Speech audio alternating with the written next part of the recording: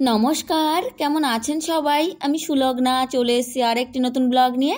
আশা করছি আপনাদের ভীষণ ভালো লাগবে। প্রথম থেকে শেষ পর্যন্ত ভিডিওটি দেখতে থাকুন। তো আজ হলো শনিবার আর আজকে ছিল আমার 4th স্যাটারডে মিটিং। তো মিটিং অ্যাটেন্ড করে আমি বাড়ি চলে এসেছি। আর হাফ ডে থাকে আমাদের শনিবারে। তো যাই হোক, মিটিং কমপ্লিট করে আসার পরে মা বলল, না ঘরে না ভাত নেই, কী খাবি তাহলে? আর আজকে তো আমাদের নিরামিষ হয় শনি মঙ্গলবার, আর সকালে সেরকম খাওয়াটা ভালোও হয়নি। তো মা বললো, এখন রান্নাবান্না আর কী করবো, তাহলে দুধ চা বানিয়ে দিই আর মুড়ি মাখা করে দিই, দুজনে খেয়ে তারপর তোদের কাজগুলো কমপ্লিট কর।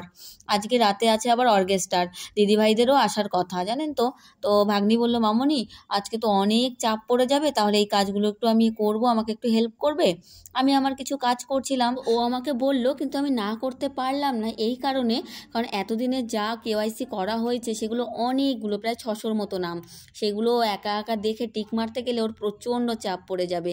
অ্যাকচুয়ালি আমি এখানে নাম্বারটা বলে বলে দিচ্ছিলাম, আর ওর লিস্ট ওয়াইজ টিক মেরে নিচ্ছিল যে কোনটা হয়েছে, কোনটা হয়নি, কোনটা আউট অফ স্টেশন, কাদের ডেথ হয়ে গেছে, এগুলো তো সমস্ত কিছু লিস্ট ওয়াইজ দিতে হবে। তো ও যখন বললো, আমি ভাবলাম ঠিক আছে হেল্প করে দিই। সত্যি ওর একার পক্ষে সম্ভব না, তবে এই কাজটা না অনেক আগেই ইজিলি করা যেত। যখন আর কি করেছে তখন যদি টিকগুলো মেরে রাখতো তাহলে এতটা আর খাটতে হতো না। কিন্তু ও তো প্রথমবার করছে, ওর অত আইডিয়াও নেই। আর আমি না একবার ভেবেছিলাম, কিন্তু আমার আর বলা হয়ে ওঠেনি। যাই হোক, আমাদের কাজ করতে করতে এদিকে প্রায় সন্ধে লেগে গেছে, আর বিকেলের কাজকর্ম সমস্তটাই পেন্ডিং হয়ে আছে। তো আমি করতে চেয়েছিলাম, মা বললো, না তোরা আগে কাগজপত্রের কাজগুলো কমপ্লিট কর, এর মধ্যে আবার তোদের দিদিভাই চলে আসবে, তখন মেলাতে যাবি বা অর্কেস্ট্রারে যাবি, তখন আর করে উঠতে পারবি না। আর সত্যি মা ঝাড় দিতে দিতে দিদিভাইরা কিন্তু ঢুকে পড়েছে। দেখুন, বড়দিভাই, ভাগনা, এরা সবাই চলে এসছে। তো প্রত্যেক পুজোতে অকেশনে দিদিভাইরা আসতো, এখন আর সেরকম আসে না। তবে এবারের কালী পুজোর যে অর্কেস্ট্রারের প্রোগ্রামটা রেখেছে ভীষণ বড় করে করবে, তার জন্য দিদিভাইদের অনেক ডেকে ডেকে আনা হলো। আর দিদিভাইরা তো এসেছে, তার মধ্যে কিন্তু আমাদের কলের মিস্ত্রি এসছে, মানে কল ঠিক করার জন্য স্পেশালি। আমাদের অনেকগুলো ট্যাপ খারাপ হয়ে গেছে, ইলেকট্রিকের সুইচ খারাপ হয়ে গেছে। তাছাড়া আমরা যে মনে আছে সপ্তমীর দিন বাসন রাখার যে র্যাকটা এনেছিলাম, সেটা কিন্তু লাগানোও পেন্ডিং হয়ে আছে। আমি ভাইটাকে বলেছিলাম একদিন গিয়ে লাগিয়ে দিয়ে আসিস, তো ভাইটা না আর আসেনি। তারপরে মা আজকে আবার সকালে ফোন করেছিল, কালকে সকালে ফোন করেছিল। তো ভাই বললো আজকে তো হবে না, কালকে যাব। তো আজকে ভাইটাও এসেছে। তো ভাই সমস্ত কাজকর্মগুলো দেখে দেখে করে দিচ্ছে, ট্যাপ ঠিক করছে, তারপর হচ্ছে ইলেকট্রিকের সুইচ। তো বললো কিছু কিছু কাজ আজকে হবে আর কিছু কিছু কাজ পেন্ডিং থাকবে, পরে করে দেবে আর কি। আজকে সেই সমস্ত জিনিসপত্র আনে। এদিকে আমি কাজে ব্যস্ত, আর আমার ভাগনা এসেই স্কুটির চাবিটা নিয়ে বেরিয়ে গেছে। দেখুন, এতবার বললাম যে নিস না, কিন্তু কোনো মতেই শুনলো না, ও নিয়ে চলে গেল।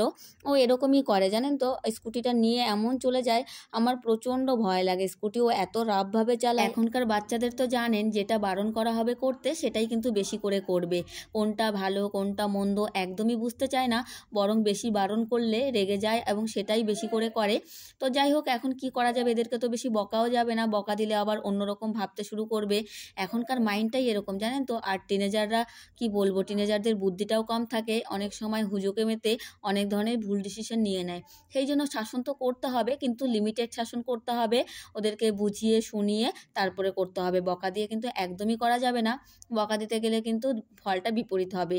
যাই হোক, আমি কাজ করতে করতে ভাইটা আমাকে ডেকে নিচ্ছিল যে কোথায় এই র্যাকটা লাগাবো।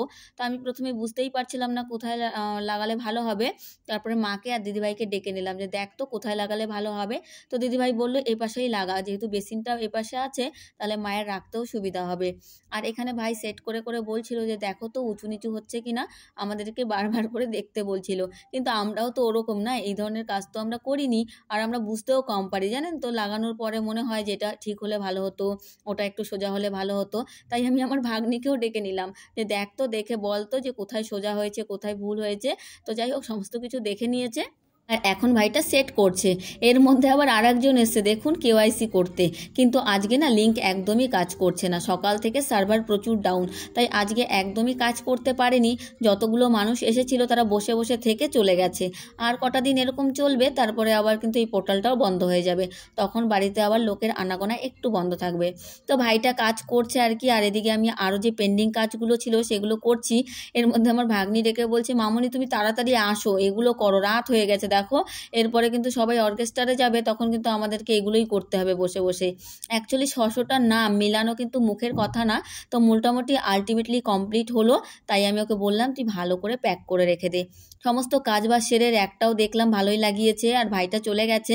এখন একটু চা না খেলে হবে না, তাই দিদিভাই চা করেছে, আর মাওইমা এসেছে, দিদিরা সবাই এসেছে। তো দিদিভাইদের সবাই চা খাচ্ছে, আর আমাকেও একটা চা আর বিস্কিট ঘরে দিয়ে এসেছিলো। তো আমি চাটা খেতে খেতে বাইরে আসলাম, এসে আমি আবার একটু দুষ্টুমিও করলাম জানেন তো। ওই চাটা দিয়ে ওকে বললাম খা, এই নে। আর আমার ভাগনাকে চুলটা ধরে আমি বোঝাচ্ছিলাম, আর স্কুটি নিবি বল, আর এখন থেকে পড়াশুনো করবি? সেই যে দুর্গাপুজো থেকে শুরু করেছিস, আজকে মেলা কালকে মেলা, আর তোর মেলাই শেষ হচ্ছে না।